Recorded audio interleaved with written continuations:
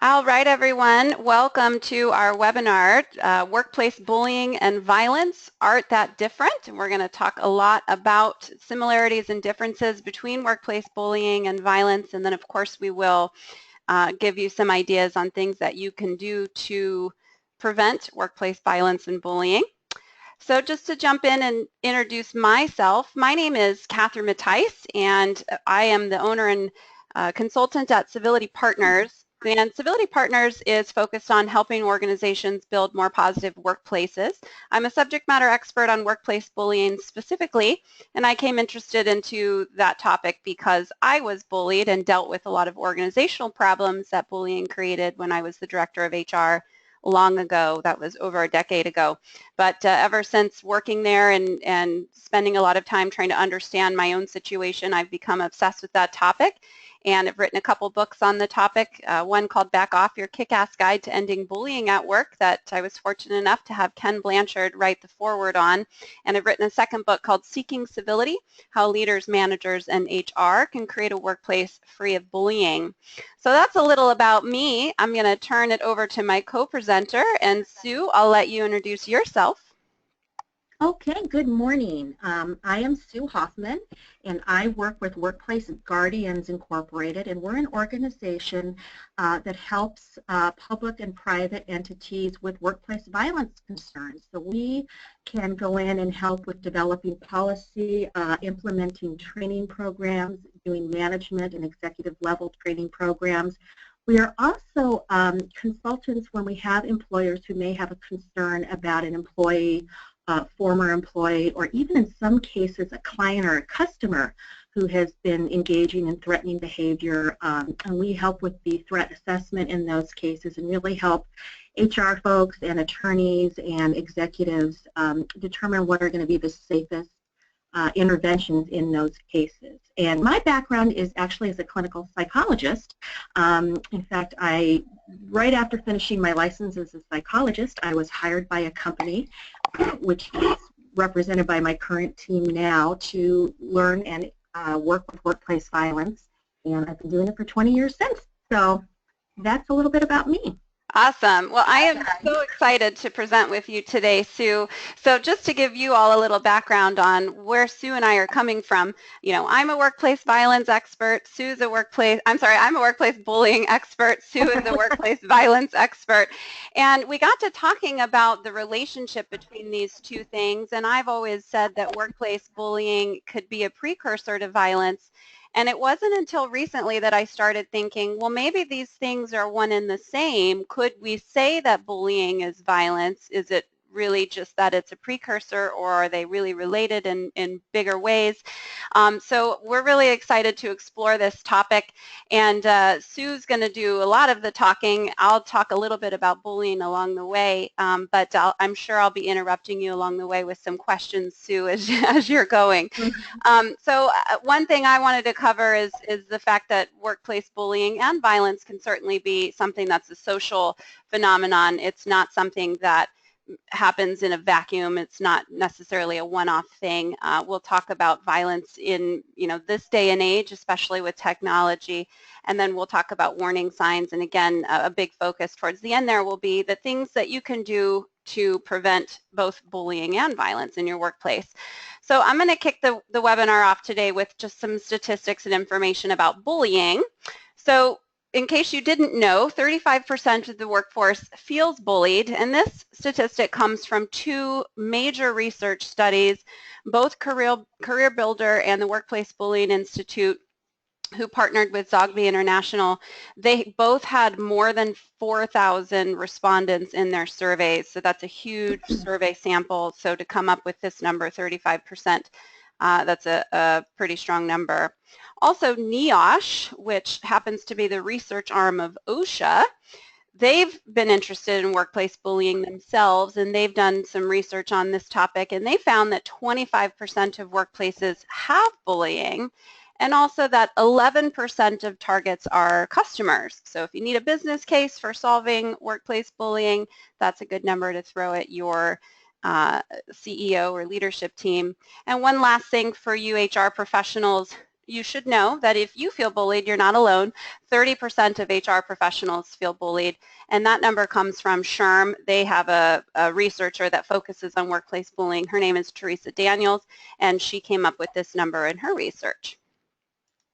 So what is workplace bullying? Well, there are a million definitions out there online about workplace bullying and what it entails. No matter what definition you read, you'll always find that there are some very clear factors that come out in those definitions. So there are some things that we really do agree on that have to be there in order for something to sort of count as bullying. So first off, bullying is repeated. So when we're talking about workplace bullying, we're not talking about that one day when that one employee was having a rough day and maybe they yelled at someone and then we all got over it and we moved on. That's not workplace bullying. Bullying is repeated, pervasive, ongoing behavior. And in fact, researchers who have to quantify things in order to study them, of course, researchers like to say that bullying happens about once a week for a period of 6 months in order for it to sort of count as bullying. That's not to say that if someone comes to you and says, I'm being bullied, that you should say, well, has it been 6 months? You know, come back then. But just so you know, about 6 months is kind of the standard length of time where we could say, all right, this really is bullying. And also researchers find that on average, targets of workplace bullying leave after about 2 years. The next concept that is central to the definition of workplace bullying is that it creates a psychological power imbalance. So this is what makes workplace bullying different than something like conflict. In conflict, you have two people who disagree, but they're both heard. They both have a voice. They both feel that they can say their side and that there's a chance the other person might be listening. In workplace bullying, one person has such a loud, egregious voice that the other person's voice is squashed out. So what happens in bullying is there's an initial bullying incident. You have some sort of small incident. Maybe a nasty email goes out or the bully rolls their eyes in a staff meeting or makes a snarky comment. So there's some sort of minor bullying incident. And for whatever reason in that scenario, the target doesn't speak up for themselves. And so the bully walks away from that experience thinking, mostly subconsciously, that they can push on the target a little bit and the target's not going to stand up for themselves. So then maybe a few weeks later, a month later, the bully pushes again. And then they push again and again and again. So this bullying target relationships unfolds like a crescendo where at the very beginning there's just some small minor push of power, and over time this power imbalance grows and grows and grows until eventually the bully comes to realize I have power over this person, and the target comes to realize this person has power over me. So psychological power imbalance is a real key piece in the definition of workplace bullying. Finally, of course, this causes harm to targets and witnesses and the organization, of course. So people who are at the receiving end of bullying behaviors, those people experience anxiety, depression, they can't sleep, they can't eat, they have headaches, heartaches, stomach aches, they're stressed out. This is a very stressful situation for them, and it's no secret that stress causes physical problems. So when we're talking about harm, we're talking both psychological harm and physical harm. And people who witness this behavior also experience these things. So you might go to work and not necessarily feel like you're targeted, but if you're watching this behavior happening around you, of course, you're afraid that you're next, so you're probably walking on eggshells, and you're concerned for the person who's at the receiving end, and you're wondering why management's not stepping in. So there's a lot of stressors there for you as a witness. So both targets and witnesses are really bothered by the workplace bullying. Now let's talk about what bullying includes, and of course Sue's going to talk to us about what workplace violence includes, and that's where the overlap happens. So when you look at a list of bullying behaviors, then you can see that there are 3 categories that bullying behaviors always fall into. So I'm going to take you through those 3 categories. So the first category is aggressive communication. So this is communication that we can see. This is nasty emails, this is getting in someone's personal space, this is shouting at someone, someone. This is saying things that are rude or condescending, things that we can all see and look at and perhaps say, yes, I agree, that's aggressive.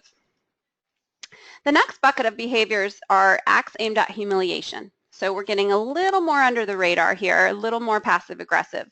So things like making fun of someone, teasing someone, spreading rumors about someone, going to management about mistakes that the target made, or constantly reminding people about a mistake that the target made. Of course, we all make mistakes. We don't need to hammer on it for months after that. Playing jokes on someone. So for example, I worked with an organization where several employees were actually picking on one employee, and they were doing things like hiding this person's tools. This person was very Christian, and they actually plastered pictures of naked models all over this person's toolbox, which of course was offensive to him given that he was a very astute Christian. So, doing things that left this person feeling socially isolated and humiliated. The third bucket of behavior is much more under the radar, much more passive aggressive, and that's manipulation. So manipulation is doing things that leave the target feeling confused and lost about what's happening to them. So just to give you some other examples of manipulation. I worked with a woman, she asked me to help her write a letter to the EEOC actually, and she worked for an organization where in their particular organization, everyone had 30 case files. And this woman had 60 case files and even went up to 80 case files. So she had more than double the work of everyone else in the organization. And she was very transparent with her manager about the fact that she was struggling. She could not possibly do so much work. Why did she have so much work? Could we please farm out some of my work? Can I have an assistant? I can't do this. And the manager kept saying, no, you have to do it. It's your job. You've been here the longest. You're the one who has to take on all this work. Well, then her performance evaluation comes around, and the manager writes on the evaluation that this woman is not able to keep up with the demands of her work, and she's being recommended for a demotion. And of course, that means losing out on some pay. So that's an example of manipulation. This woman was set up to fail, and her manager used her workload to manipulate her. And of course, this was in conjunction with a lot of these other behaviors. She also received a lot of nasty emails. She also had mistakes pointed out in public and a lot of other things that we would say were bullying. But that one specific thing is an example of manipulation. So with that, I'm going to turn it over to Sue, and Sue's going to talk to us about workplace violence. Okay, thanks, Catherine.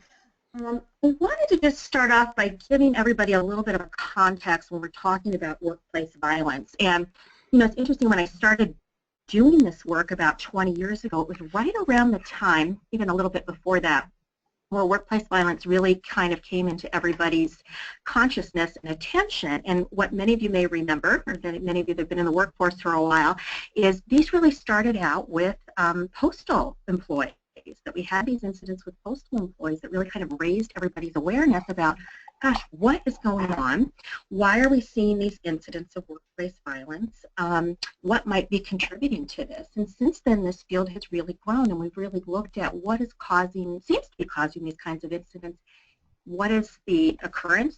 How often do we see this? And what can we do about it? So, and it's certainly changed in 20 years. We're now looking at things in 2016 where we're looking at things like terrorism crossing over into the workplace, like we saw with San Bernardino, like we saw with Pulse nightclub in Orlando.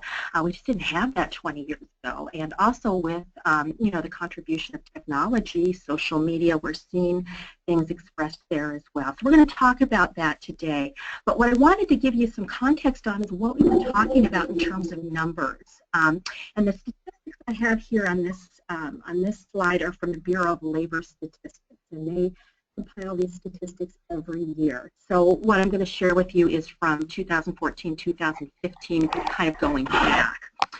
On average, when we look at workplace homicide, so people who die as a result of a violent act in the workplace, roughly we're looking at 400 to 500 a year over the last 10 years or so. So 400 to 500 a year is a relatively small number when you consider the number of people in the workforce in the United States. And in fact, where we see most of those homicides are typically crime-related. So we look at things like, in fact, we can look at like a cab driver.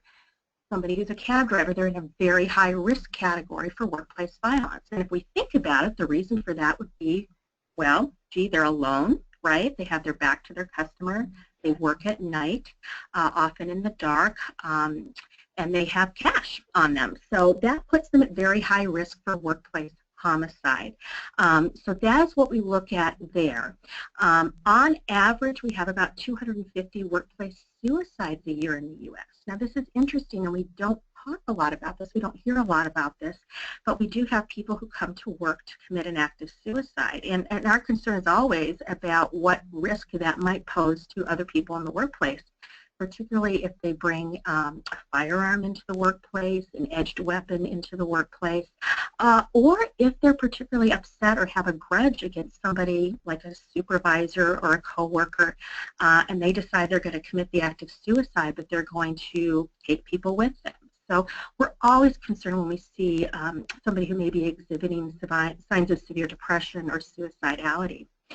What we know is, although we have that 400 to 500 workplace homicides a year, events that result in death, we have over 2 million workplace events that do not result in death. So these are workplace violent incidents that don't result in death for the employee, but do create a lot of problems, do create injuries that we're going to talk about. And those are the things that we need to pay attention to. And we know now that workplace violence isn't just homicide, it's really a spectrum of behaviors in the workplace. So we'll talk a little bit about that this morning. The final point there is that violence is the leading cause of death for women at work. And as some of you might imagine, the reason for that is that we see domestic violence crossing over into the workplace now. So we have women who are stalked and threatened by intimate partners. And often we see that, for instance, when a relationship might break up and the woman leaves the relationship, maybe moves away, moves to a different place, and the perpetrator, or the person who is violent, all of a sudden shifts their focus to the workplace. So they may do things like show up in the parking garage to see if their car is there, call the receptionist to see if she's come into work that day or not, send threatening emails at work, those kinds of things. So it's important we pay attention to and understand domestic violence is now a component of this. When we have domestic violence victims in the workplace, we need to pay attention to that. Okay, next slide. So let's talk a little bit about what we mean when we talk about workplace violence. And the slide that I have here, you can see a picture of the American National Standard. And this is published by ASIS, which is the American Society of Industrial Security, and SHRM. This is a free publication if you are a member, and I highly recommend that you download this. You can go right on the website and download it. This is really considered the gold standard in terms of implementing a workplace violence prevention program. And their goal is really no threats, no violence. That is what the standard really looks at. And it's interesting because workplace violence does not yet have its own particular requirements like they do with sexual harassment and some other issues. Workplace violence falls under the general duty clause for Osha. So there's no specific guidelines that employers have to follow at this point. So this is really considered the standard for organizations in the U.S. at this point.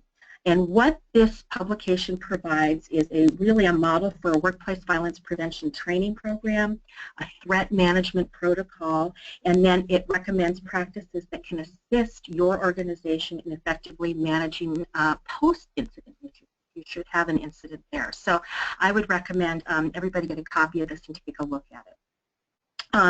So in terms of our definition of workplace violence, you can see here, this is what the national standard recognizes as workplace violence. They talk about a spectrum of behaviors, including overt acts of violence, threats, and other conduct. We're going to talk about other conduct in a minute. It generates a reasonable concern for safety from violence. And that's really a key piece here, is that we have behavior or conduct that creates fear for someone's safety from violence, where a nexus exists between the behavior and the physical safety of employees and others. And others would be people such as your customers or clients, business associates, I would add to that vendors, contractors, anybody who may be working for your organization, and that would be on-site or off-site when related to the organization. So we're really looking at what is creating fear for physical safety in the workplace. If we move to the next slide, we see there that this also talks about other conduct. You know, lots of times when we go in and we talk about workplace violence, most people, we think that we are really talking about overt threats of violence where somebody may say, I'm going to kill you, I'm going to harm you, I'm going to get at you for some kind of thing, or actual violent behavior such as an attack or a fist fight or something like that. But the standard also talks about other conduct, and I think this is conduct we always need to pay attention to when we see it in the law. This category really includes a variety of behaviors that might act as warning signs or precursors to possible violence to somebody. So examples of this might include things like someone who is stalking an employee, for instance, erratic or bizarre behavior caused by mental illness or substance abuse fall under this category, overt physical intimidation and aggression, suicidal statements from someone who might be despondent would also fall under this category of other conduct. And again, it's behavior, any of those behaviors that would generate a reasonable concern for safety from violence. All right. Okay, I'm going to try to get closer to the mic. I can think I'm not loud enough. Yeah, I just want to interrupt. You're definitely fading in and out, but it may also be that GoToWebinar isn't. Sometimes the connection fades out. So yeah, we'll keep going and hope that GoToWebinar stays on track for us. Okay. Oh, better now. Thanks, Angela. Okay, she can hear me a little bit better. Okay, great. Okay. So in terms of legal requirements, we can take a look at, and Catherine, you can jump in here.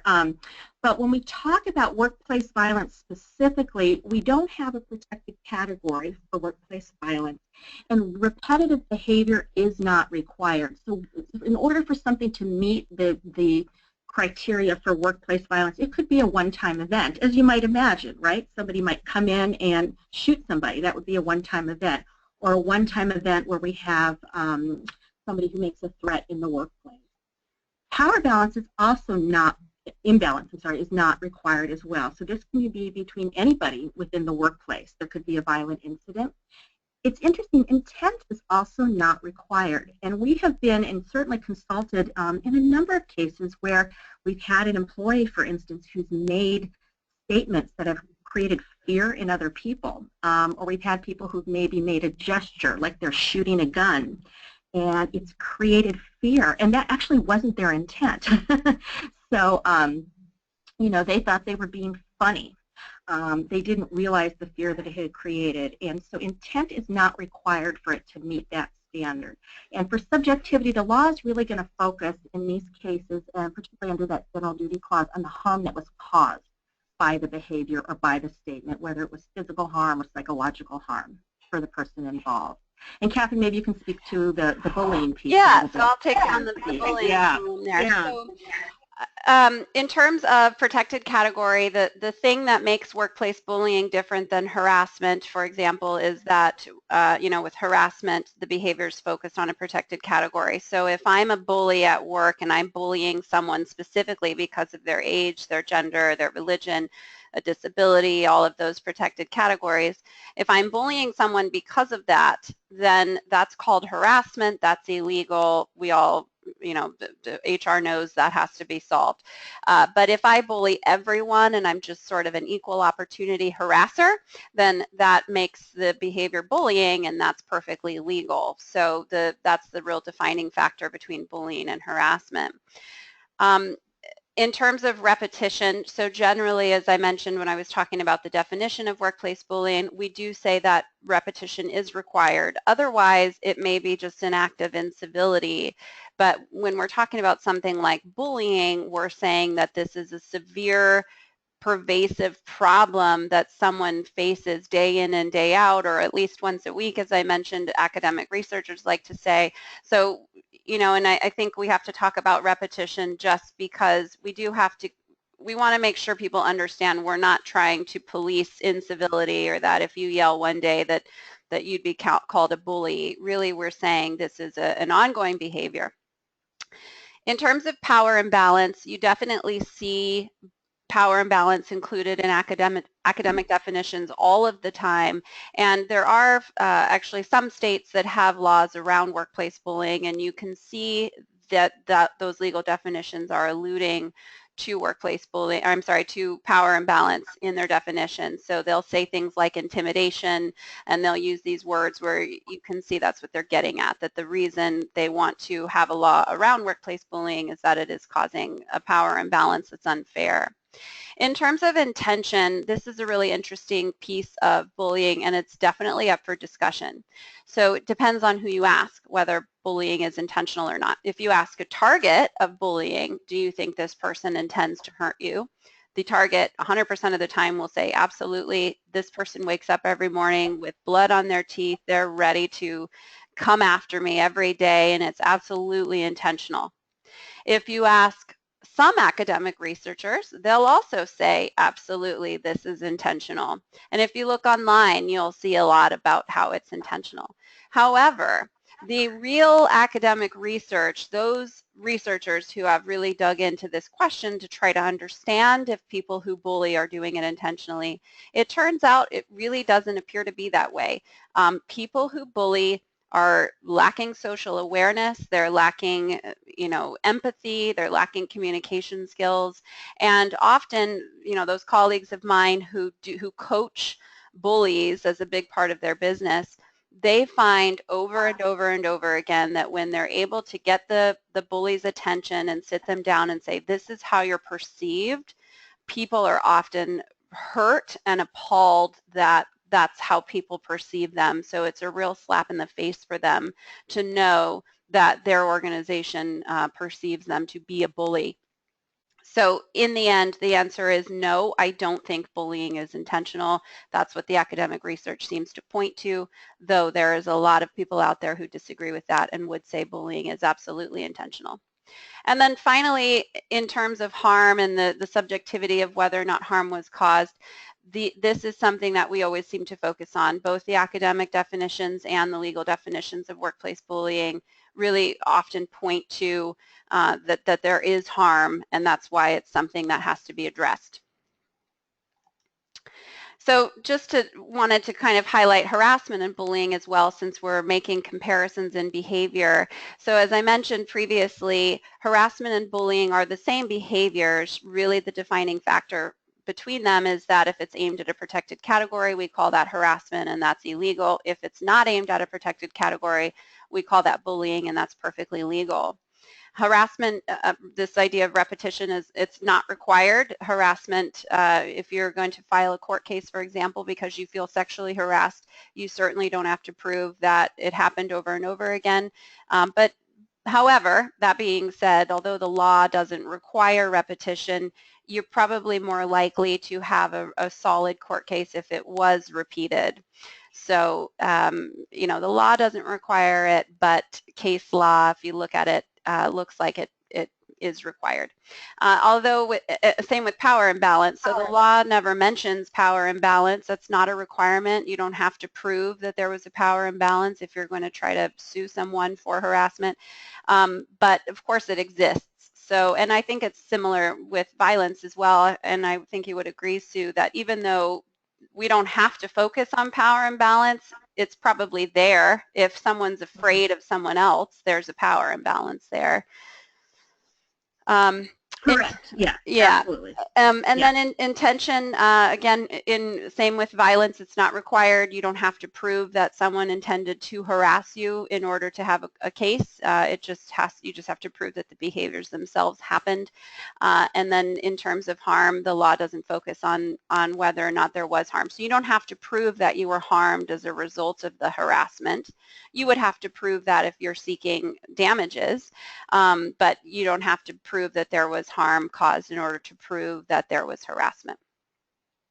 All right, so this is probably my favorite slide in the whole presentation. So Sue, because this is where we get really get fascinated with how these things all are intertwined.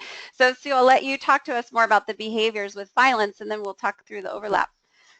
Yep, sounds great. And let's start with the blue bubble. And let me help just sort of, let's talk a little bit about what kinds of behaviors we mean when we talk about workplace violence. And we really look at it as really a spectrum of different kinds of behaviors. And this isn't an exhaustive list, but these, I think, in our consulting world is a lot of what we see when we get calls about potential workplace violence. Certainly verbal or written threats of violence from somebody, verbal, in person.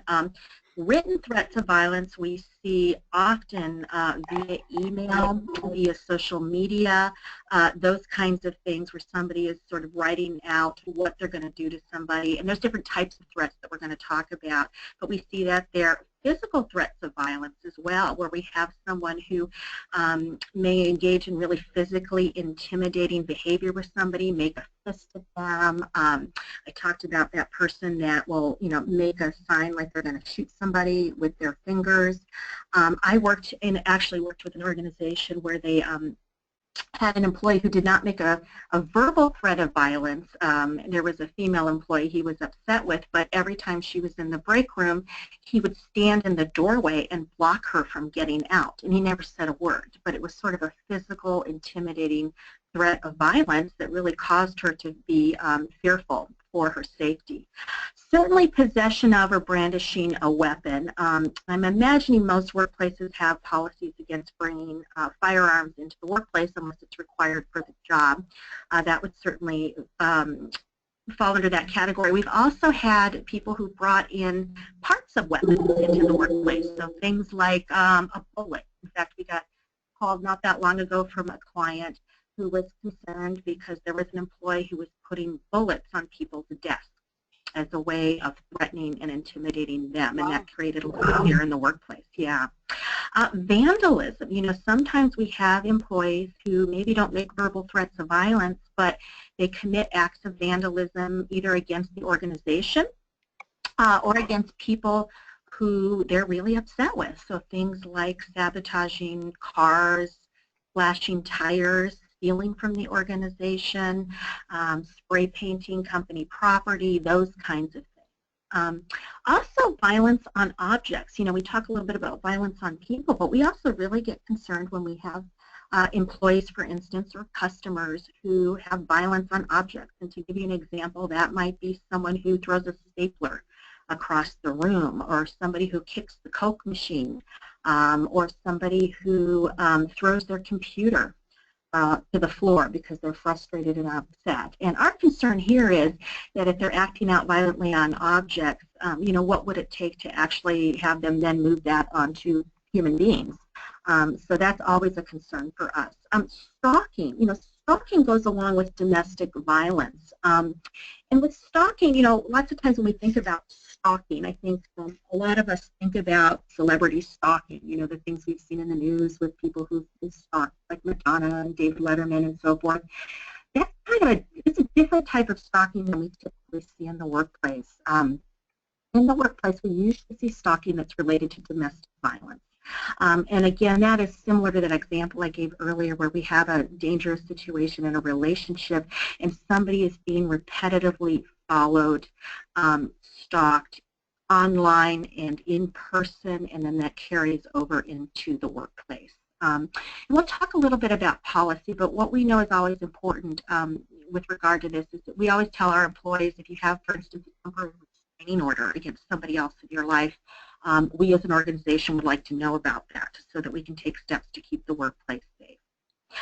We also look at offensive jokes regarding participation in violent events. And what we have seen here is people make jokes, things like, well, I wouldn't want what happened at Columbine to happen here. Or, boy, that guy at Sandy Hook really knew what he was doing. Things like that that are very offensive that regard participation to violent events. And those kinds of comments for people, they create a lot of fear in the workplace, and we've seen that certainly. And really the bottom line is it's really any behavior, as I said earlier, that causes an employee to be fearful for his or her safety. So that's really what we sort of focus on there. Now, with regard to overlap, and Catherine, you jump in here. Yeah, but, well, I was shocked by when you sent me Yeah. the slide as we were preparing, and Yeah. I see some of the things listed here. It never occurred to me that gossip could be considered violent. Insulting remarks, maybe, depending on what the remark is. I could certainly see how an angry outburst would be considered violence. For example, I'm coaching someone who's been identified as a bully currently, and the thing that he's acted this way for 20 years, but the thing that got the company interested in really saying, okay, we have to put a stop to this is at a meeting, he got up out of his chair and yelled so sort of fervishly at another person that the guy reported later to his friends that he couldn't talk, his tongue swole up, and he felt like his legs couldn't move, and so he literally had this physical reaction to being yelled at. And so I think the organization went, oh, that seems a little more like violence. You know, maybe he is escalating, and so now they've sought me out as a coach. But yeah, I was just curious, this whole thing about gossip and emails. So tell us more about how gossip might be considered violence.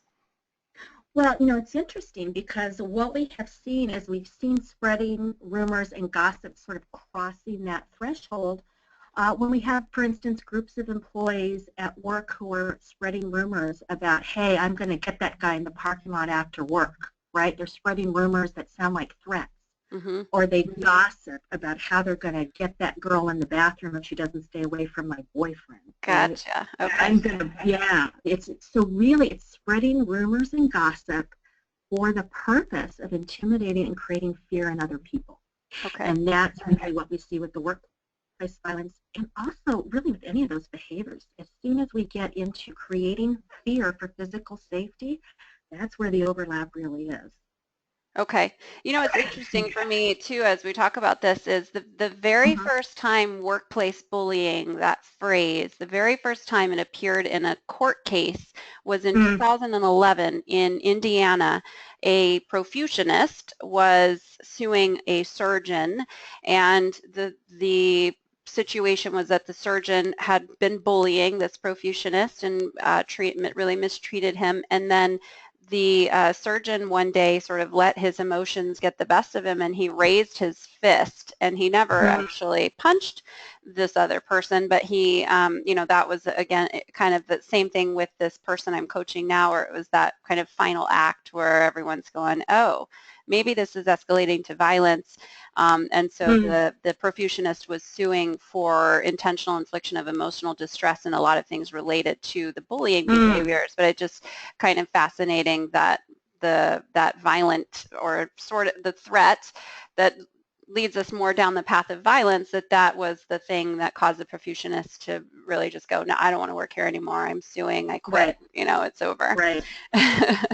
Right. It sort of crossed that threshold in terms of being concerned for physical safety, and it was that raised fist possibly that then was sort of the final straw for that.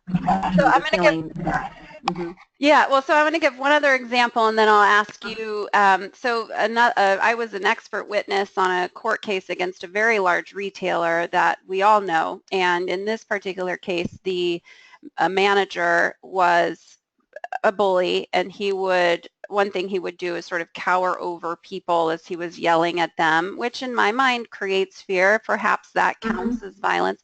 But every now and again, he'd stick his finger in the other person's nose and fishhook them to hold them nose to nose.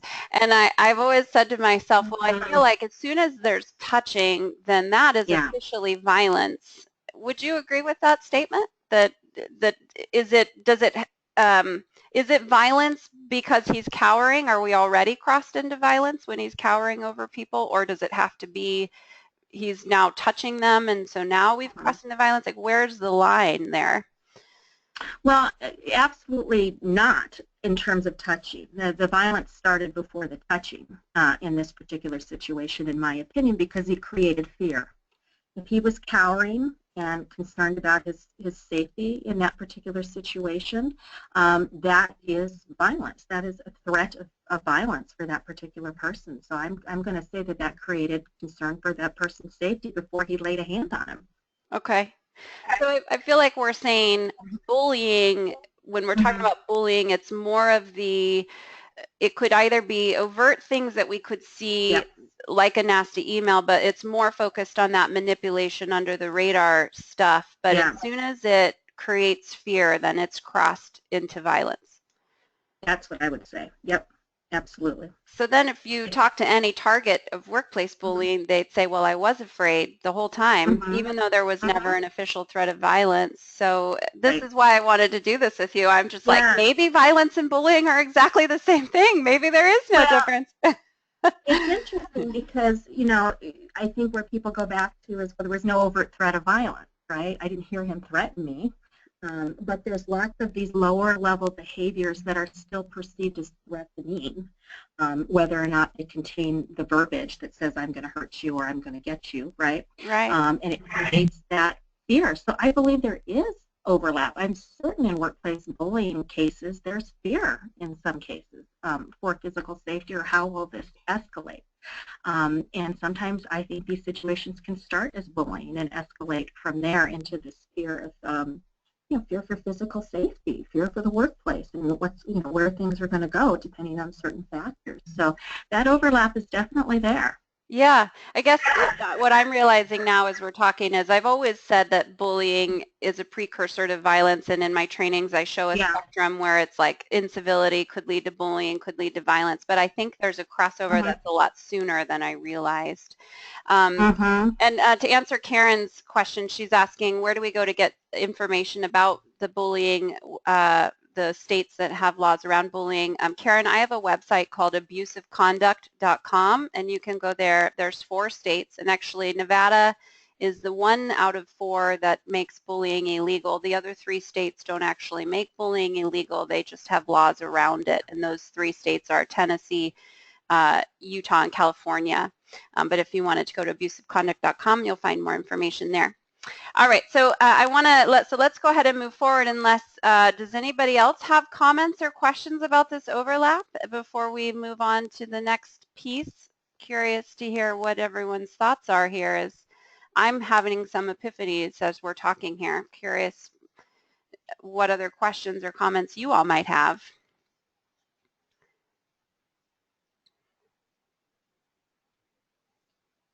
Susan's asking about the missing parts of the recording. Susan, unfortunately, GoToWebinar, sometimes the connection, kind of like Skype, it's just sometimes it comes in and out. So we'll certainly post the recording, but it's going to sound the same as it sounds now, unfortunately.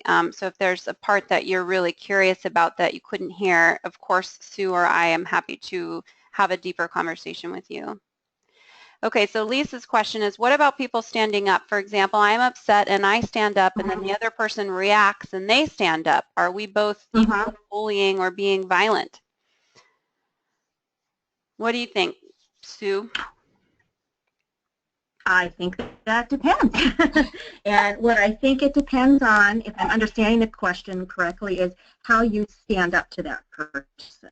What does that look like? You know, if this is a person who is engaging in, let's say, violent behavior, threatening behavior, what is your response to that going to be? If your response is to threaten back or to escalate the situation by becoming violent or throwing something at somebody, there probably is some equal responsibility there versus somebody who might say, we're going to end this conversation right now, you're going to report that, you're going to walk out of the room. It sort of really depends on how you choose to respond to that. We are all equally, sort of responsible for our own responses in these situations and how we choose to deal with them. And what's always important, of course, in organizations, I think, whether it's bullying or violence, is what pieces are in place for people to report. What support would you have so that it wouldn't feel like it needed to be an escalative situation, but that you had resources in terms of HR and other things that may be in place to respond. So that's my thought. What do you think, Catherine? I agree, and I always tell people, if you're being bullied, you know, you have to maintain your professionalism. Yeah. Because if you ever get called to HR, you're going to have to say, I am strictly a target here. I did everything I could to be professional. I did everything I could to solve this problem on my own. So in fact, just last week, I sent out an email to my e-newsletter list about responding to kind of nasty emails using the BIF response. And, you know, that's all about that whole thing that you just can't sink to their level, because if you do, then you could get yourself into trouble as well. You just never want to emulate any of these behaviors you're saying are wrong. And to respond to Andrea's question about just kind of the his versus her story, I think, Andrea, my next slide will address that, because as we'll see, this is all a system. This is not, you know, you're the target of violence or bullying and you're the bully or the offender of violence, that it is a social system and the organization is a player.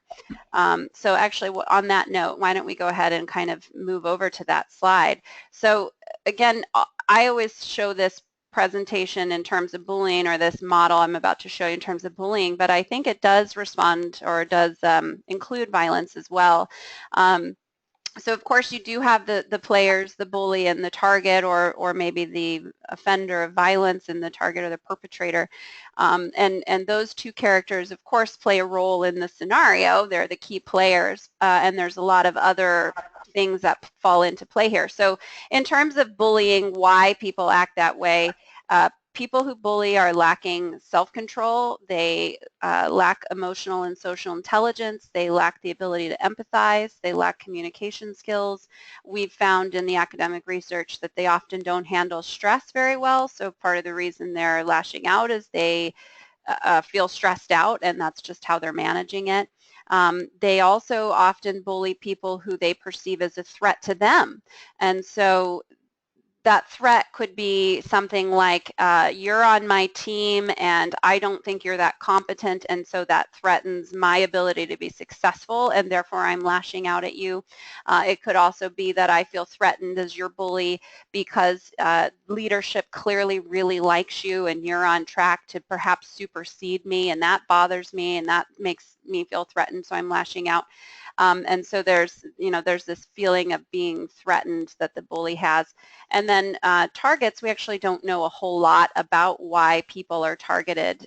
Researchers have really hesitated to look at targets of bullying because nobody wants to be accused of blaming the target.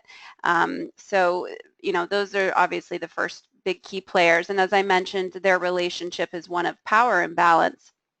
But the organizational members also play a role, and this is where I think this also applies to violence. You know, people are watching this bullying happening around them. People see it unfolding. They're aware of it. They probably hear the target talk about it. Maybe they even hear the bully venting about how incompetent their target is, you know, these kinds of things. And a lot of my colleagues use the words witnesses or bystanders, and I don't like either of those words because they feel very passive.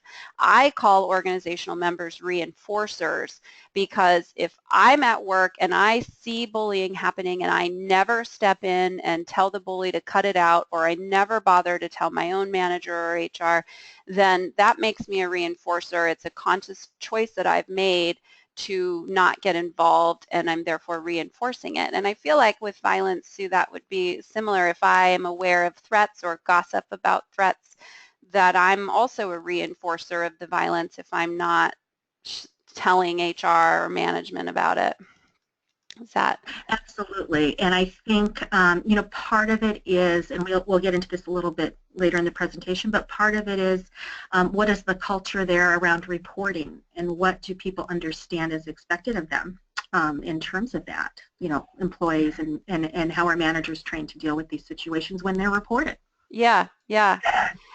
So we, you know, I agree that there needs to be a policy around bullying as in addition to violence, and that the policy would have the same thing. So in that members aren't speaking up, and they're not saying anything about the bullying or the violence, they're certainly supporting the perpetrator and damaging the target because they're refusing essentially to put a stop to the behavior. On the other side, and I think this also applies to violence, is the organization itself plays a big role. And Karen, I want you to know I see your question and we'll get to it in a minute. The organization itself plays a role as well. So you have things like high bureaucracy. If you have an organization with a lot of rules and regulations, bullying tends to thrive there. If you have organizations with a lot of smart people, bullying tends to thrive there.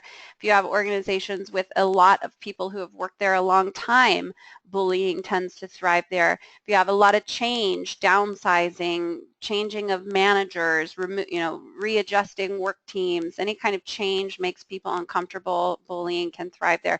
So there is a ton of research on what factors an organization brings to the context of bullying and would essentially allow bullying to thrive. And I would venture to guess, if you have a lot of stress out of employees because of something like change, Sue, that could also lend itself to people becoming violent as a result of that stress.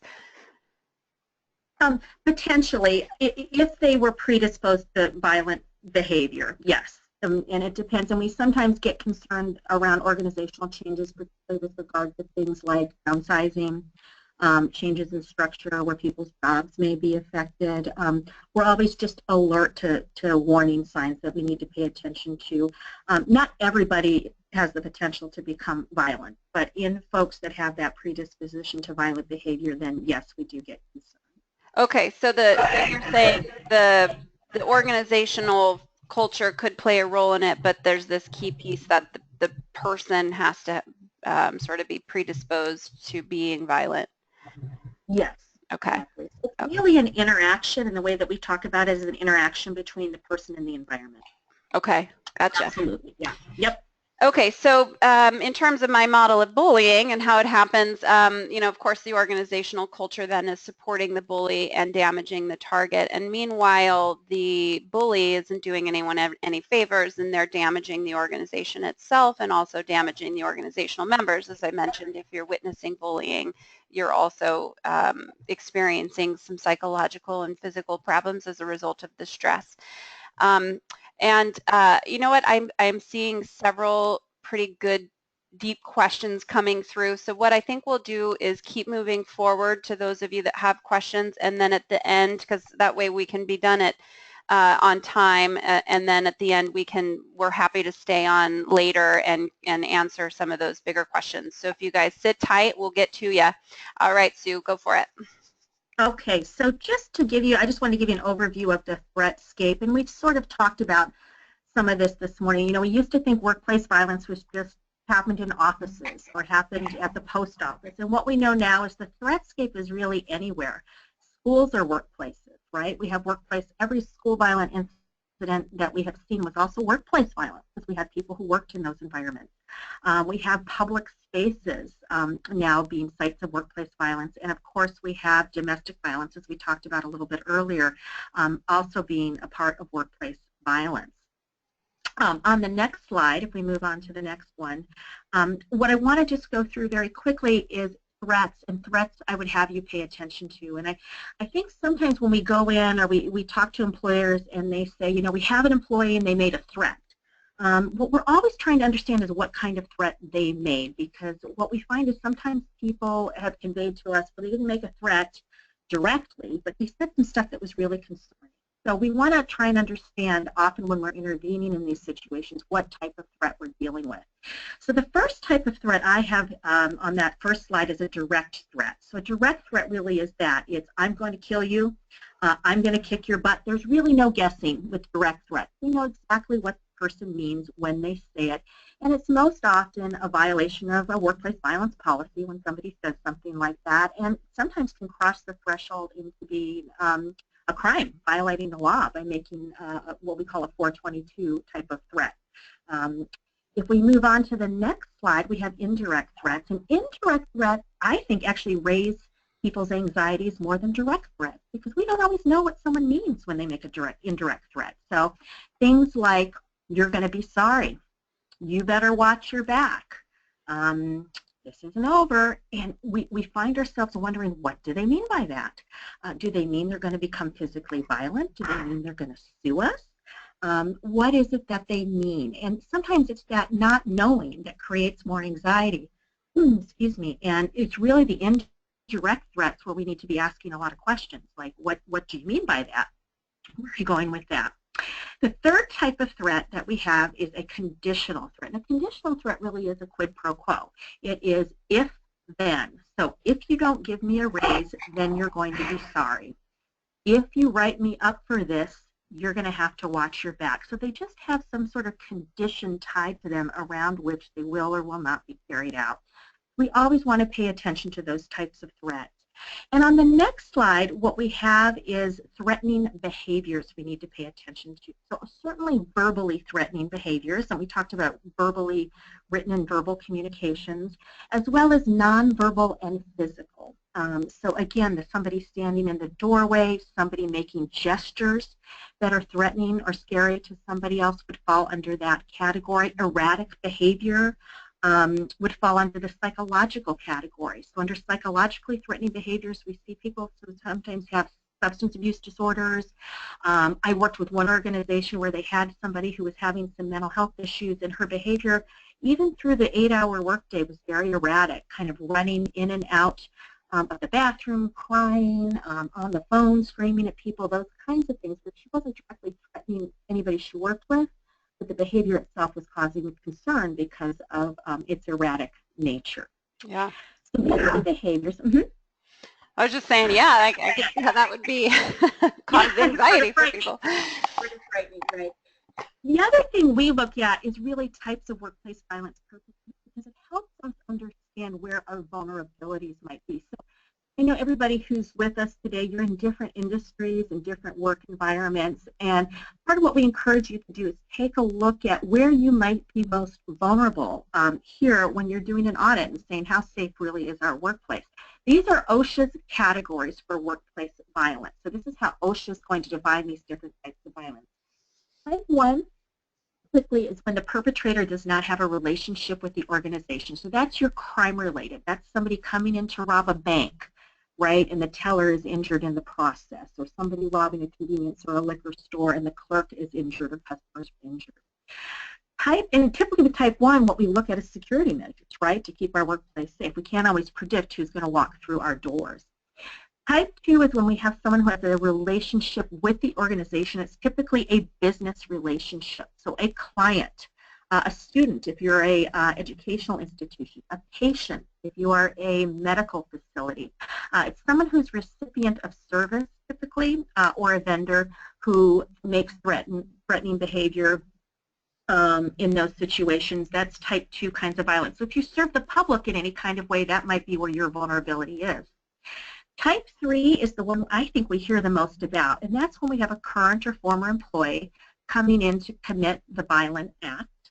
And then type 4 is very specifically for domestic violence, romantic relationships between coworkers, or domestic violence that crosses over into the workplace. And what we hope is when we look at policies and procedures, we have, depending on your industry, things in place that will help address each of those types of violence as they relate to how vulnerable you may be. Okay. And just the other thing we look at in helping us kind of understand sometimes how to respond to an individual who's acting out violently, we look at sort of 2 typologies of violence. And I just wanted to share those with you. The first type is what we call affective violence. So if we see someone who's upset in the workplace and we see them acting out in an angry and violent way, we often talk about affective violence. This type of violence is being very reactive and impulsive and very emotional. So this is someone who gets ramped up really quickly. They're easy to identify. These are people who lose their temper in the workplace, and if something upsets them, they tend to react very, very quickly. You know, they have this autonomic arousal where they get really angry and they act out against that. So that's someone who puts $1 in the Coke machine and they don't get their Coke, and what do?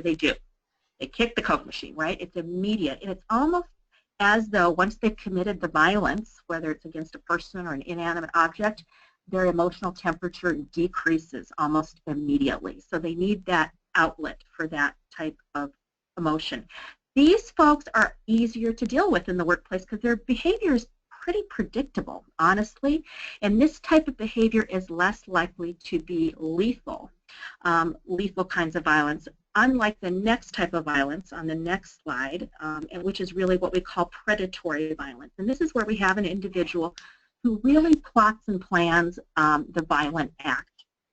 And we see this more in some of the mass shootings that we've seen. We have individuals who almost have an absence of emotion. They sort of have a mission. And in the workplace, they may be very low profile, may be very quiet. They don't respond immediately. And sometimes these are the folks that come back weeks or months later to commit the violent act. It's very offensive, and they spend a lot of time researching and planning ahead of time the violent act. So it's helpful sometimes for us to be able to understand what type of person and what type of violence we may be looking at in order to really strategize how we're going to respond when we see these things in the workplace. I'm just going to interrupt for a second and say we actually look at bullying in very similar terms. So we have predatory bullying, which is only about 3 to 5% of the time versus, I guess we'll say, affective bullying, or what we call emotional bullying, where you know, most of the time it comes from a place of I feel threatened by you, and because I perceive you to be incompetent or something, and so I'm going after you.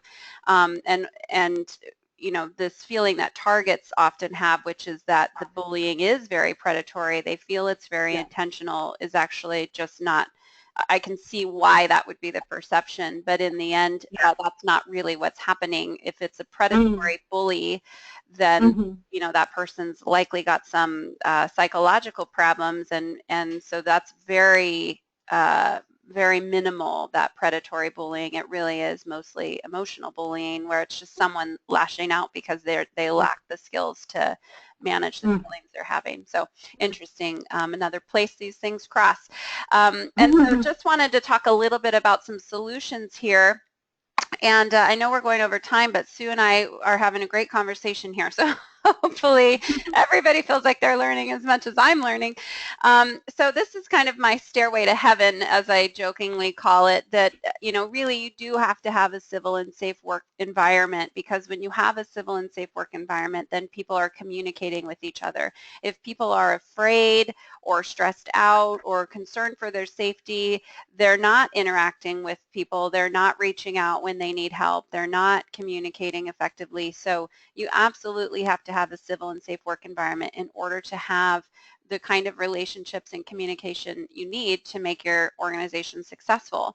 And when people are communicating and have positive relationships, they're making better decisions, they're more innovative, you know, they're learning from each other, and that means that they're engaged and loyal, and they're then coming to work. They're showing up because they are happy to be there, and they do like their coworkers, they feel like they're learning, and all of that stuff translates into being there at work and working and producing quality work and offering excellent customer service, which of course is related to your goals and your bottom line. So there really is a direct line from your workplace culture to bottom line results. And I always joke, you know, when I'm talking about solving bullying, I'm not saying you're going to love everyone you work with and that everyone's going to sing Kumbaya together in the morning, and, you know, it's just going to be this amazing Disneyland version of the workplace. At the very least, people have to be civil and respectful of each other, and that will, you know, absolutely be connected to your bottom line. There's a great book by Kim Cameron, who's a researcher in the positive psychology world, and he talks about in his book the fact that people are like plants. They grow towards the light, they grow towards the sun, and, you know, people thrive in sunshiny, happy places just like plants do. So Kim Cameron's book is called Positive Leadership, if you're interested, and this is a metaphor he uses right at the beginning of the book to think about your people like plants, and if you can create a sunshiny, happy place, then your people will thrive. So in terms of some steps that you need to take for corrective and preventative action, I always say that in order to solve bullying, you have to focus on these three areas. You have to focus on leadership. They have to be on board and transparent about their support for a certain kind of culture. You have to have a policy in place, and you have to then focus on your culture and creating a positive work environment. And if you have a positive work environment where people are thriving, they're less likely to act out violently and or with bullying. So one thing I definitely recommend is that you have a respectful workplace or a healthy workplace policy. A lot of my colleagues would say you need to have an anti-workplace bullying policy, and I disagree with that. You need to have a policy that's focused on what you want from your employees, not on what you don't want. We already have a long list of things you're not supposed to do. Your workplace violence policy, for example, already says you should not do XYZ. Your harassment policy says don't do XYZ. Have a policy that's focused on what you do want. So you can see, my template policy, and if you email me, I'm happy to send it to you if you don't have it already. Focuses on the list of behaviors that people should be engaging in. And this policy does define bullying and talks about how it's prohibited, but the focus is more on here's what we want from you instead. And I just think that's so powerful. And I've seen this when I've implemented this policy in my client organizations, that people are sort of relieved to have a policy that isn't just one more list of things you're not supposed to do. So Sue, talk to us about what needs to be in a workplace violence policy. Well, I think it's important that everybody take a look at whether or not you have a workplace violence policy in place in your organization. When we consult, sometimes we'll ask that question. People will say, I think so, and I think it's in the manual, and I haven't looked at it in a really long time.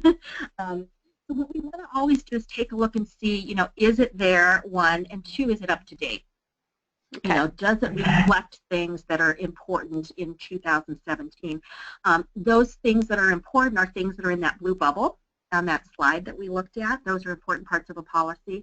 That American National Standard, if you download that, you have a list of what needs to be included in a policy. That's really important in section 6.2. But things that are going to be important to think about are things like, do you have a social media policy related to violence and threats? Does it include domestic violence as a piece of your policy? Does it include temporary restraining orders and having employees respond to that? It's really important to define the unacceptable behaviors in the policy. Important to have a policy about weapons on site as a part of that policy. And how people report. What is the reporting structure if there is concern about threats? Is there a piece in there about retaliation and how that would be handled? And what are the discipline possibilities for policy violations up to and including termination? So in our experience, it needs to be pretty detailed, and that's why I think that American National Standard provides a really nice template for making sure that you're up to date with regard with what you need to cover. Awesome. All right. So in terms of getting leadership on board, again, just kind of going back to my three things you have to focus on: policy, leadership, and culture. In order to eliminate bullying, at least, you definitely need to have leaders speaking openly about how bullying is not okay. It's absolutely prohibited. There will be repercussions if people are bullying. And so leadership just really needs to be transparent. Now, a lot of times I get human resource professionals who call me, they see that there's a bullying problem and they can't get their leaders on board. And, the leader's looking at a dashboard saying, well, it looks like we're meeting all of our goals, so I don't see why we need to spend money on this. So one thing that I do is a free 5-question survey that doesn't, it doesn't cost anything. It's quick and easy. It doesn't take up a lot of time, and that's a way for me to get in the leader's attention. So something to think about if you're one of those people who can't get your leaders to focus on bullying the way you would like them to focus on it. That's something we can talk about. And then in terms of culture, again, you just have to create a positive culture, and I say just as if it's easy. It's not. Culture change is hard, but in my mind, really, truly, the focus of solving bullying has to be positive work environment. So I don't think you should go into solving bullying by saying we're going to remove bullying, because then you're focusing on the thing you don't want. You're creating a hole or a vacuum. Instead, you have to focus on what you do want, which is a respectful civil work environment. And we could do a whole nother 8-hour webinar on that topic, so I'll just leave it at that. Anything that you do should absolutely require some training, and so I recommend doing training on things like bullying or violence, and also doing training on positive skills as well. So again, focusing on the things that you do want, as opposed to only focusing on the things you don't want. And that's been my voiced complaint about harassment training, for example, is that, in California, where I live, we have to do 2-hour training every 2 years, and it's all very legally focused. What has to be in the training is mandated by law. You have to be an attorney to teach it, so it's very legal focused. I don't think that's right. Harassment training should be focused on, yeah, here's what harassment is and how to report it, but ultimately what you should be doing to create a better work environment where harassment can't thrive. And then, as with any training, you always want to attach learning objectives to performance management, so people are graded and measured on whether or not they're implementing the skills that you're giving them. And then managers also need some additional training. There's several things that my clients all have in common. One of those things they have in common is that managers are not getting the right training on performance management, how to have a collaborative coaching kind of a relationship with their employees, and that is something that leads to bullying. Absolutely, that is a commonality I see in all my clients. So managers do need special training on how to collaborate with their employees to create a certain kind of environment, and talk to them about performance and that kind of thing. So managers need special training on building a positive work environment. And again, what managers learn should be attached to performance management. They should be measured and graded and rewarded when they are meeting the learning objectives. So Sue, I'll turn it back over to you as we finish up here. Mm-hmm. And Kevin, I would echo everything you said just now with regard to workplace violence prevention as well, in terms of culture and how these behaviors are managed. And with the idea always that we want to catch behaviors early that are damaging, and we don't want to let them escalate. It's often easier to intervene when problems are smaller right. than when they get bigger. So early intervention and training our managers to spot these things early on is really, really important. In terms of threats of violence, is your organization prepared? I just put together some things, again, for you to take a look at in terms of your organization. It's much easier, I think, to go in and be prepared and know how to respond to these things should they happen. We hope they never happen, certainly these large-scale threats of violence, but we want to have things in place. So I would encourage everyone to take a look at your policy, as we've talked about, and also your procedures. What are your reporting procedures? What are your emergency response procedures? For instance, do people know how to evacuate a building if there was an active shooter there? What are your procedures if a threat is reported from a human resource perspective? How do you proceed from there? So procedures are important. Training, I think, is really a cornerstone of a safe work environment. We do training very frequently, and often what we look at is employee training, for instance, 3 levels of training. Employee training to raise levels of awareness about what to look for and what kinds of behaviors might constitute violence, and training those employees where to report, and that a part of what is expected is that they report those behaviors to a manager and HR person. We train at the manager level not only to spot those behaviors and intervene, but also talk a little bit about how they manage problematic behaviors in the workplace and how they might deal with a report of violence. If an employee came to them and said, I'm really worried about Bob, for instance, he's doing some things that are making me concerned. So management training is really important. We want to look at threat response and incident management. What do we have in place for that? And I know some of our larger organizations that we have consulted with have what we call a threat assessment team in place. And that is a multidisciplinary team, to that last bullet point, where we might have somebody from HR, legal, facilities, employee relations. We pull these folks together as a team and train them so that if there is a threat or a violent act in the workplace, they are already trained in procedures and response to these kinds of incidents. So we really look at a organization-wide prevention program, including these types of things.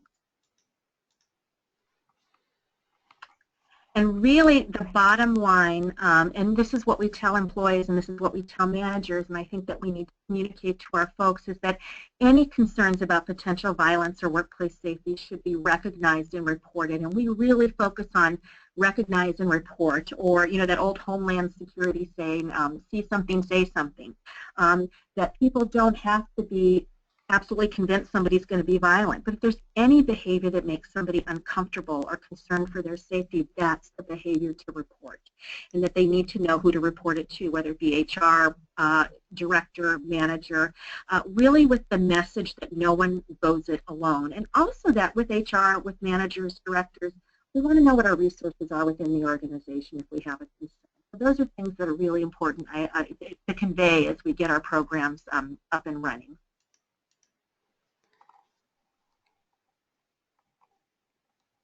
Okay, and as we wrap up today, and I know we've got some questions we're going to answer, but we have put together at WGI a 10 things you can create or must know to create a safer workplace. It's sort of a tip sheet that we put together, things that you can do before an incident to make all the difference in your workplace violence prevention efforts. So it's really kind of a tip sheet for what you can be doing, and I'm happy to send that to anybody. If you want to shoot me an email, I've got my contact information there. I'll be happy to send that out to you to get you kind of started on this idea of creating the safer workplace with regard to workplace violence prevention. Awesome. Thanks for offering that up, Sue. Yeah. So what we'll do is we'll go back through, and there's probably 5 really great questions that have been coming in. So I'll read them out, and then we'll talk through them and answer them. And there will be a recording available for this that we'll send out today if you have to get off. I know that we're a little over time. And if you have other questions, feel free to type them in, and we'll just keep answering questions until 9 or 10 tonight. Just kidding. We'll answer these questions that we have. All right. So Karen, her question was, as an employer, if someone refuses to leave the premises after being terminated, do we just call the police? There's no security, or no one should attempt to physically remove them, right? So they can't come back and say it was workplace violence. So Sue, that's a question for you. Okay. Yes, Karen, absolutely. If you're still on, you would never want to physically try and remove someone who didn't want to leave, and we wouldn't want every employees to do that. We do not want to put anybody at risk, particularly with someone who might be really upset about being terminated, potentially violent. So in that situation, particularly with no security there, I would say you would absolutely call the police and have them come out. What we don't want to do is put anybody at risk. We want to approach these situations from the most conservative and safety-oriented standpoint. There is never any harm in calling the police in these situations. That is what they are there for. One thing I would add to that, and I don't know for this situation what you might have anticipated, but if we know we're going into a termination that may be volatile, if we know we're going into a termination where we're concerned about how the person may react, we always recommend really planning how that's going to go and what resources you need in place. For instance, maybe having 2 people in the room when you do the termination. If you have security for your facility, having security alerted or sometimes right outside the room, ready to escort the person off site. You might even think about whether or not you terminate them in the building or somewhere off site. Sometimes we even let law enforcement know ahead of time we're having a termination, just to give them the heads up that we're concerned about somebody. We have had some folks in San Diego County be able to call the Sheriff's Department and say, you know what, we have a really volatile termination this afternoon, and you have a car in the area just in case. So relationships sometimes with law enforcement is really helpful in terms of planning ahead very carefully about how you might want to conduct that termination. Awesome. All right. Thank you for that, Sue. All right. So the next question was from Laura. I would like to know, what if the manager knows that what if the manager knows that one employee is bullying another? However, it never happens around the manager and the target is not saying anything about being bullied, but the manager knows through other resources. So Laura wants to know about, you have a manager who knows of bullying, never actually sees it themselves. Laura, I would argue that bullying and harassment are so similar, and now we're learning bullying and violence are so similar, and you have despite your legal responsibility to your employees to have them be working in a safe place, you have a responsibility to your employees to have them be working in a positive civil environment. I think that you should do an investigation. So I tend to be pretty kind of hammered down. If somebody's acting out, they're affecting your organization, and you need to put a stop to it. And I believe that's your sort of moral and ethical responsibility as the person responsible for your employees' well-being if you're in HR. So it doesn't, think to yourself, what would you do if you heard that someone was cornered in the bathroom and they were telling everyone they were afraid of it? You'd probably do an investigation. Or what if you heard of some sexual harassment, that somebody said you can have a promotion if you do who knows what, that you would investigate that. And I don't think you should treat bullying any differently, especially because there is so much crossover between harassment and bullying. That said, there is that situation where the target may feel that you're overstepping. They don't want to report. They didn't file a report, and so why are you doing an investigation? So the reason the target isn't saying anything about it is they are afraid of your reaction. They don't know what you're going to say if they were to come to you and say, I feel bullied. Part of what you're up against is that if your employee feels like they're targeted of bullying, and they go online and search information about workplace bullying, what's online everywhere says that your employer will not help you. There's no hope for you. Your life is over. What's online is very bleak, because people who get through bullying safely and the bully's fired and they're happy-go-lucky, they're not talking about it online. It's the people who are feeling damaged, who are talking about it online. So that's the view is skewed. So a good step would be to talk to the target about it and let them know you're aware of the bullying, that you want to see it stop. Please don't be afraid of retaliation. I won't allow that to happen. And so the target needs to know that you're interested in solving this, and I would definitely conduct an investigation. So hopefully that answers your question. Okay, so Debbie's question, is it ever okay to tape record conversations without the bully knowing it to prove the bullying? Debbie, every state has their own law about whether or not it's legal or illegal to record someone without their knowing. So for example, in California, it is illegal to record someone unless they know about it. So you need to do some research in your own state about whether or not that's legal. So that's the answer to that. Patricia's asking, is there any research with data that shows percentage of bullying with different cultural groups? Patty, I don't know of research around that. I know there's certainly research about bullying in different countries where, bullying in Germany looks different than bullying in Japan and so on and so forth. I'd have to look into that. And Patty, I know you and I have emailed quite a lot over the years, so maybe shoot me an email and give me a little more detail on what you're looking for there, and I'll be happy to do some research and see if I can find the answer. Okay, so Laura's got another question. What information is there available to educate people and employees on how to handle a bully? Obviously, we want that person to report it, but I also think it's important to start teaching people how to stop being a bully. We need to teach people how to stand up for themselves and overcome fear. Laura, I agree with you wholeheartedly. The workplace bullying training that I offer when I do training with clients is two-part.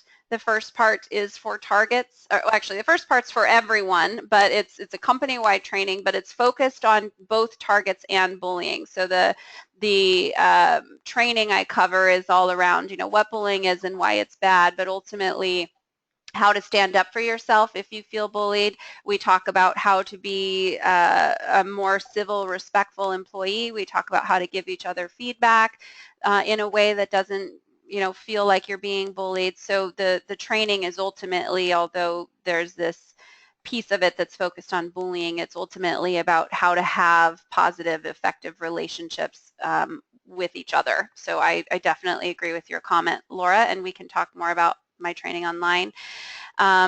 This was excellent. Thank you very much, T. Will the slide deck be available as well? I'm not sure. I guess we'll have to talk about it, but the recording absolutely will be available. Andrea's question, do we do manager trainings? So I absolutely do manager and company-wide trainings on the topic of bullying, and Sue, I know you do trainings on the topic of workplace violence. Yep. So it depends on which topic you're interested in. Okay, Karen's got a few more questions. When they become violent, can we get physical if we can't get out ourselves? That's a great question, and that has a question that has kind of come up even more recently with the number of active shooter scenarios that we've seen with workplace violence and some of these terrorist attacks. And Karen, I would direct you to a video, and I would recommend this for everybody, called Run, Hide, Fight. It was put out by the City of Houston with a grant from the Department of Homeland Security. And it's really how to respond. They talk about an active shooter event. We think we call it an active aggressor event. It doesn't have to be someone with a gun, but if there's someone being violent, it offers responses for, oh, you do, Karen? Okay, great. We use that as a responses for how to protect yourself. It's really for personal protection. So we've actually gone into organizations and we use that now, honestly, as part of our training. We use that video. And really what they say is if someone is violent and you can't get out, I mean, the first option is always to run. If you can safely evacuate and run, that is your first best option. If you can't do that, your next best option is to, they say hide, and we talk about barricading yourself, getting to a safe place within the building. But if you can't run and you can't hide, you fight. And the video details some ideas about how you fight, because sometimes that might be your only option. So everybody it's like a 6 or 7 minute video. I would recommend taking a look at that periodically and reviewing your options for personal safety. Awesome. Thanks for that. Okay. I wrote that down. I'll check that video out. And then our last question is, have you ever been bullied in the midst of a training? Angela, I'm assuming that's focused on me since I'm talking about bullying.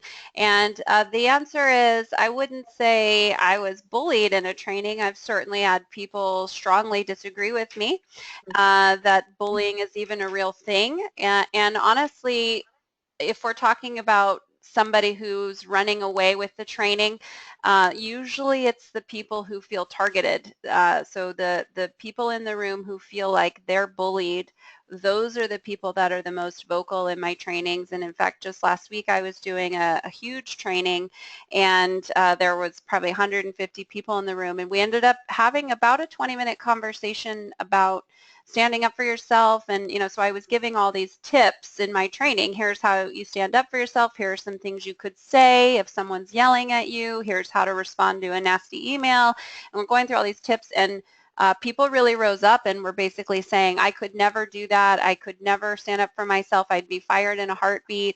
And there was real fear in the room. And really it was coming from, I don't think my organization would support me as a target if I were to stand up for myself. So I don't know if that answers your question or not, but it's an interesting phenomenon to me that's usually the group that sort of runs away with the training. It's the group who feels targeted because they're emotional about it. All right, so if you have any additional questions, you have our contact information, shoot us an email. And just final thoughts from my end are, and I agree with the see something, say something motto for bullying as well. If you're someone who's aware of workplace bullying, you have to speak up for the people who are feeling like they're unable to speak up for themselves. Being bullied is extraordinarily traumatizing. Lots of research has found that people who feel bullied at work literally get PTSD as a result of it. People do commit suicide as a result of being bullied at work. It's a very real, scary place to be. And so I believe we all have a moral and ethical responsibility to not only treat everyone else that we interact with respect, but also stand up for people who are being targeted by these negative behaviors. So Sue, I'll let you give your final thoughts, and then we'll call it a day. Okay, that sounds great. Well, thank you. And Thank you, Michelle. I'm just looking at your comment. I have not seen the Alabama Department of Homeland Security video, but I'm going to look at it. I just wrote it down, so that's a great resource. Thank you. What I was going to just say is I think with regard to workplace violence, preparation is just really the key. And we kind of look at it like we would look at a lot of other safety programs in our workplace. So it's really important to plan ahead, know what our policy says, have a good policy in place, do the training to back it up, and really promote a culture that is about reporting and keeping a safe workplace as a priority for your organization. So the planning, I think, is really, really key. So, and getting a copy of the American National Standard is a great starting point. So I would really encourage that. Awesome. Well, thanks so much for joining me today, Sue. We'll get the recording out to you in the next hour or so, and thanks all. Thank you. Yes, thank you, everybody. Bye-bye.